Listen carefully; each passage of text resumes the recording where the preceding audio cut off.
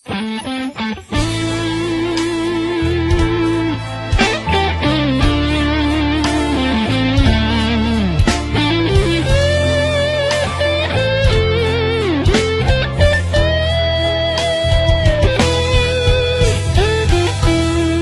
ៃ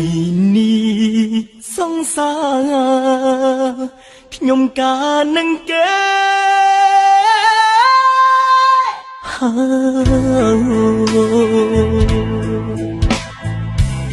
ពុកអើយម៉ែអើយជួយខ្ញុំបានទេព្រោះកូនកំឡោមិនមែនខ្ញុំទេ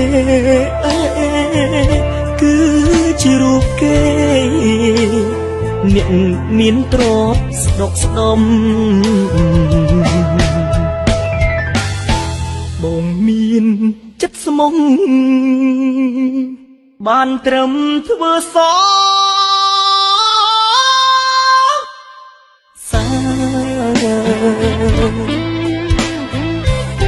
ទីមានដុល្លារបានអូនធ្វើប្រ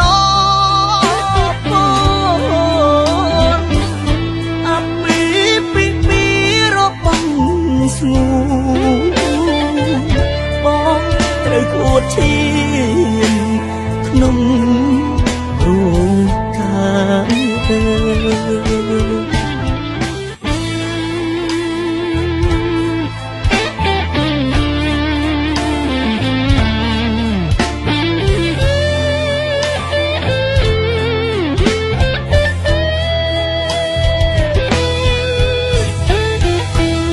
្ងៃ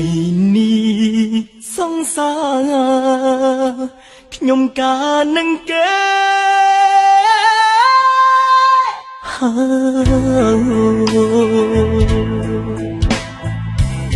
ពុកអើយម៉ែអើយជួយខ្ញុំបានទេព្រោះកូនកំឡោមិនមែនខ្ញុំទេគឺជារូបគេអ្នកមានទ្រព្យស្ដុកស្ដំបងមានចិត្តស្មងបានត្រឹមធ្វើសសាទីមានដុល្លារបានអូនធ្វើប្រ